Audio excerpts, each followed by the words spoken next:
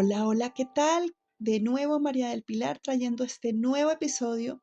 Recuerda que estamos llegando a un espacio que se llama Tú eres el milagro, donde te ofrecemos un enfoque integral para tu bienestar, combinando prácticas ancestrales y espirituales con técnicas modernas. Nuestro objetivo principal es ayudarte a alcanzar un estado de armonía y sanación. Te puedes unir a nuestro grupo en WhatsApp o a nuestras redes sociales, que a continuación de la descripción del vídeo va a quedar la información. Y recuerda que tenemos un único propósito, y es crear para ti un modelo práctico y realista de transformación personal que te ayude a renovar tus formas de ver, ser y pensar para comprender cómo puedes cambiar y lo que necesitas cambiar en tu vida. Iniciamos con nuestra lectura del día de hoy. Estaremos leyendo la parte número 5 de esta primera parte de Deja de ser tu supervivencia frente a la creación. Dice, en el último capítulo he puesto el ejemplo de cuando escribo para ilustrar la importancia de trascender los tres grandes, porque al escribir es que estamos creando palabras, ya sea en una página física o en un documento digital. La misma creatividad se da cuando pintamos, tocamos un instrumento musical, torneamos la madera o realizamos cualquier otra actividad que nos libre de los límites de los tres grandes. ¿Por qué nos cuesta tanto vivir esos momentos creativos? Si nos concentramos o nos centramos en un penoso pasado o en un temido futuro, significa que estamos viviendo la mayor parte del tiempo estresados, en un estado de supervivencia. Tanto si estamos obsesionados con la salud, la supervivencia del cuerpo, el pago de la hipoteca, la necesidad de sobrevivir en un espacio que nos proteja del entorno exterior, o el tiempo que nos falta para hacer lo necesario para sobrevivir. La mayoría estamos mucho más acostumbrados a vivir en el estado adicto de la mente llamado supervivencia que en el de los creadores. En mi primer libro explico con gran detalle en qué se diferencia un estado creativo de un estado de supervivencia. Si deseas conocer más a fondo estas diferencias, puedes leer los capítulos 8 y 11 de Desarrolla tu cerebro. En las siguientes páginas describiré brevemente la diferencia entre ambos estados. Para entender el estado de supervivencia, imagínate un animal como un ciervo pastando satisfecho en el bosque. Supongamos que vive en homeostasis, en perfecto equilibrio con el entorno. Pero si detecta algún peligro en el mundo exterior, como por ejemplo un depredador, se activa en él la respuesta de lucha o huida del sistema nervioso. El sistema nervioso simpático forma parte del sistema nervioso autónomo, que se ocupa de funciones automáticas del cuerpo como la digestión, la regulación térmica, los niveles de azúcar en sangre y otros similares. El cuerpo del ciervo se prepara para afrontar la situación de emergencia cambiando químicamente. El sistema nervioso simpático activa de manera automática las glándulas suprarrenales para movilizar una gran cantidad de energía. Si le persigue una manada de coyotes, utiliza esta energía para huir. Y si es lo bastante ágil como para huir sin sufrir ningún daño. Quizás al cabo de 15 o 20 minutos, cuando la amenaza haya desaparecido, vuelva a pastar como si nada tras recuperar el equilibrio interior. Los humanos tenemos el mismo sistema. Cuando detectamos un peligro, el sistema nervioso simpático se activa y la energía se moviliza. Como ocurre con el ciervo, en los albores de la historia humana, esta respuesta de adaptación es tan eficaz que nos ayuda a enfrentarnos a depredadores y a otras amenazas para sobrevivir.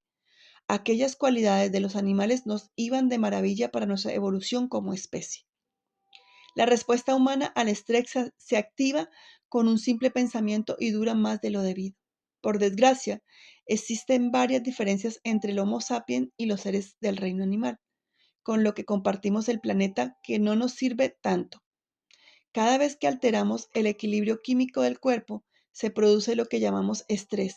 La respuesta de estrés es la manera innata del cuerpo de responder a lo que le hace perder el equilibrio y a lo que le hace recuperarlo. Y a lo que hace para recuperarlo. Tanto si vemos un león en el Serengeti, como si nos topamos en el supermercado con una expareja poco cordial, o perdemos los nervios en un atasco por estar llegando tarde a una reunión. La respuesta de estrés se activa porque estamos reaccionando al medio exterior. Los seres humanos, a diferencia de los animales, activamos la respuesta de lucha o huida con un simple pensamiento. Y este pensamiento puede no tener que ver con las circunstancias presentes. Podemos activar la respuesta de lucha o huida al anticipar alguna situación. Y lo peor de todo es que podemos desencadenar la respuesta de estrés al recordar un episodio infeliz urdio en el tejido de nuestra materia gris. Así pues, también si anticipamos una experiencia que nos produce la respuesta de estrés, como si la recordamos, el cuerpo está existiendo en el futuro o en el pasado. Convertimos por desgracia las situaciones estresantes breves en largas. Por otro lado, por lo que se sabe hasta ahora, los animales no tienen la capacidad humana, o quizás debería decir la discapacidad, de activar la respuesta de estrés con tanta frecuencia y facilidad que al final no pueden desactivarla. Al ciervo, que vuelve a pastar felizmente al poco rato, no le acosan pensamientos de lo que le acaba de suceder minutos antes y menos aún de cuando el coyote él lo persiguió 2 meses atrás. Esta clase de estrés recurrente es perjudicial para nosotros porque no existe ningún organismo que esté dotado de un mecanismo para afrontar los efectos físicos negativos de una respuesta de estrés tan frecuente y duradera. Es decir, ningún ser puede evitar las consecuencias de vivir una situación de emergencia prolongada.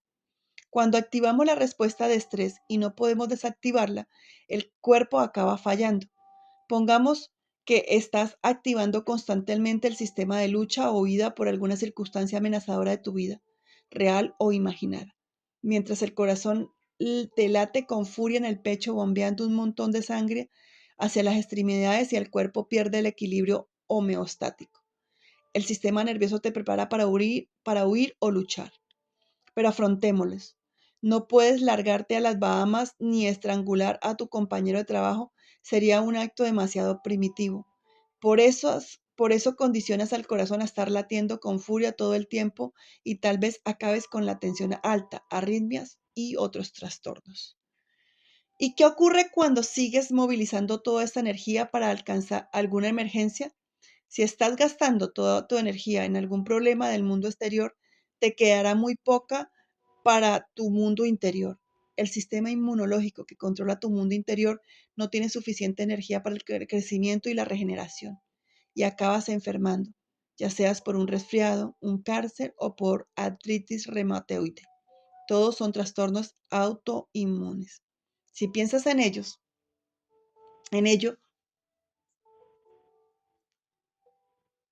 si piensas en ellos, verá que la diferencia entre los animales y los humanos es que, aunque todos suframos estrés, nosotros reexperimentamos y preexperimentamos situaciones traumáticas. ¿Qué es lo más perjudicial de las respuestas del estrés activadas por las presiones del pasado, el presente y el futuro?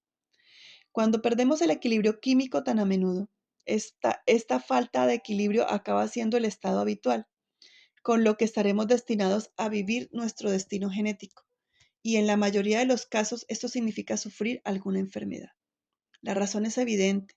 El efecto dominó de la cascada de hormonas y de otras sustancias químicas liberadas como respuesta al estrés puede alterar algunos genes y producir con ello enfermedades. Es decir, el estrés recurrente presiona los botones genéticos que pueden empezar a enviarnos a nuestro destino genético. Lo que en el pasado era una conducta adictiva muy eficaz y una respuesta bioquímica beneficiosa, lucha o huida, se ha convertido ahora en una serie de circunstancias muy perjudiciales y desadaptativas. Por ejemplo, cuando un león perseguía a tus antepasados, la respuesta de estrés hacía aquello para lo que estaba diseñada, protegerlos del mundo exterior o del medio exterior. Esto es una conducta adaptativa. Pero si durante días y días te preocupas por el ascenso, te obsesionas con tu presentación para ocupar un cargo superior o te angustias por tu madre hospitalizada, estas situaciones crean las mismas sustancias químicas que si te estuvieran persiguiendo un león. Esto es una conducta desadaptativa. Cuando este estado de emergencia dura demasiado, la respuesta de lucha o huida usa la energía que tu medio interno necesita. El cuerpo le roba energía vital al sistema inmunológico, al sistema digestivo y a los sistemas endocrinos, entre otros, y se la envía a los músculos para que pueda luchar contra un depredador o huir del peligro. Pero en tu situación esto suele Esto solo te perjudica. Desde una perspectiva psicológica, la sobreproducción de hormonas del estrés genera emociones humanas de ira, miedo, envidia y odio. Fomenta sentimientos de agresividad, frustración, ansiedad e inseguridad y provoca experiencias de dolor, sufrimiento, tristeza, desesperanza y depresión. La mayoría de la gente se pasa la mayor parte del tiempo preparándose con pensamientos y sentimientos negativos. Es porque la mayoría de las cosas que nos ocurren son negativas. Claro que no. Tienen una actitud tan negativa porque viven anticipando el estrés y reexperimentándolo con los recuerdos. Por eso, la mayoría de sus pensamientos y sentimientos están motivados por, por las fuertes hormonas del estrés y la supervivencia. Cuando se activa la respuesta del estrés, nos centramos en tres elementos muy importantes. El cuerpo, debo protegerlo; el entorno, a dónde puedo ir para huir de la amenaza; y el tiempo, cuánto tiempo tengo para evitar esta amenaza. Los humanos estamos tan dominados por los tres grandes porque vivimos en un estado de supervivencia. La respuesta de estrés y las hormonas que secreta nos obligan a centrarnos y a obsesionarnos en el cuerpo, en el entorno y el tiempo. Por eso empezamos a definir nuestro yo en el marco del reino físico. Nos volvemos menos espirituales, menos conscientes, menos atentos y menos lúcidos. Dicho de otro modo, nos volvemos más materialistas, es decir, estamos pensando constantemente en cosas del mundo exterior. Nos identificamos con nuestro cuerpo. El mundo exterior acapara toda nuestra atención porque es en él que esas sustancias químicas nos obligan a fijarnos. Todo aquello que poseemos, la gente que conocemos, los lugares que visitamos, los problemas que afrontamos, los peinados que no nos gustan, las partes de nuestro cuerpo, los kilos que pesamos, nuestro aspecto comparado con el de los demás, cuánto tiempo tenemos o nos falta, ya te habrás hecho una idea de lo que quiero decir. Y recordamos quién somos basándonos sobre todo en lo que conocemos y hacemos. Vivir en un estado permanente de supervivencia hace que nos centremos en el 0,00001% de la realidad en lugar de hacerlo en el 99,999%. Vivir en el estado de supervivencia como alguien. La mayoría de las personas solemos vernos como alguien, pero los tres grandes no tienen nada que ver con quién somos. En realidad somos una conciencia conectada a un campo cuántico de inteligencia. Cuando nos convertimos en ese alguien, en ese yo físico materialista, viviendo en ese estado de supervivencia, nos olvidamos de quién somos realmente. Nos desconectamos del campo universal de inteligencia y creemos estar separados de él. Cuanto más vivimos condicionados por las hormonas del estrés, más se convierte más se convierte el torrente de sustancias químicas en nuestra identidad. Si creemos ser únicamente seres físicos, no lo percibiremos solo con nuestros sentidos físicos. Y cuanto más usamos los sentidos para definir nuestra realidad, más nos dejamos que la determinen. Somos prisioneros de una mentalidad newtoniana en la que intentamos prever el futuro basándonos en experiencias pasadas. Recuerda que el modelo newtoniano de la realidad se basa en prever un resultado. Ahora estamos intentando controlar nuestra realidad en lugar de dejar que algo superior se ocupe de ella. Todo cuanto hacemos es tratar de sobrevivir. Si el modelo cuántico de la realidad lo define todo como energía, ¿por qué nos percibimos más como seres físicos que como seres de energía? Se podría decir que las emociones de supervivencia, las emociones son energía en movimiento, tienen una frecuencia, una vibración más baja, vibran con una longitud de onda más lenta y por lo tanto fomentan lo físico. Nos volvemos más densos, pesados y corpóreos porque esta energía nos hace vibrar con más lentitud. El cuerpo se vuelve literalmente compuesto por más masa y menos energía, por más materia y menos mente. Por eso tiene sentido que si inhibimos nuestras emociones de supervivencia más primitivas y empezamos a superar nuestra adicción a ellas, nuestra frecuencia energética subirá y tendremos menos a apegarnos al cuerpo. En cierto modo, cuando el cuerpo se ha convertido en la mente, podemos liberar la energía del cuerpo en el campo cuántico. A medida que nuestras emociones se vuelven más elevadas, nuestra conciencia sube de nivel, está más cerca de la fuente y nos sentimos más conectados a la inteligencia universal. Y aquí tenemos una figura donde dice supervivencia frente a creación y nos describen las emociones de supervivencia frente a las emociones elevadas.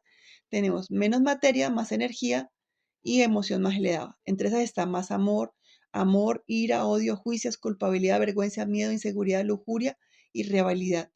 Más energía, menos energía, emoción de supervivencia. En la figura 5A dice, las ondas de más alta frecuencia de la parte superior vibran con mayor rapidez y por lo tanto a una velocidad más parecida a la de la energía que a la de la materia. Si desciendes en la escala, verás que cuanto más lenta es la longitud de onda, más material se vuelve la energía. Por esta razón, las emociones de supervivencia nos condicionan a ser más como la materia y menos como la energía.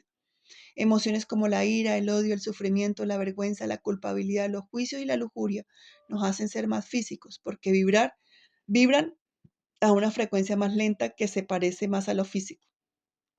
En cambio, emociones más elevadas como el amor, la dicha y la gratitud vibran a una frecuencia más alta y por consiguiente se parecen más a la energía y son menos físicas, materiales. Dejamos hasta aquí el día de hoy. Adictos a ser alguien es el próximo versículo. Vamos a iniciar la próxima lectura en la página 134. Feliz, feliz, feliz, feliz y bendecido día. Un abrazo. Chao, chao.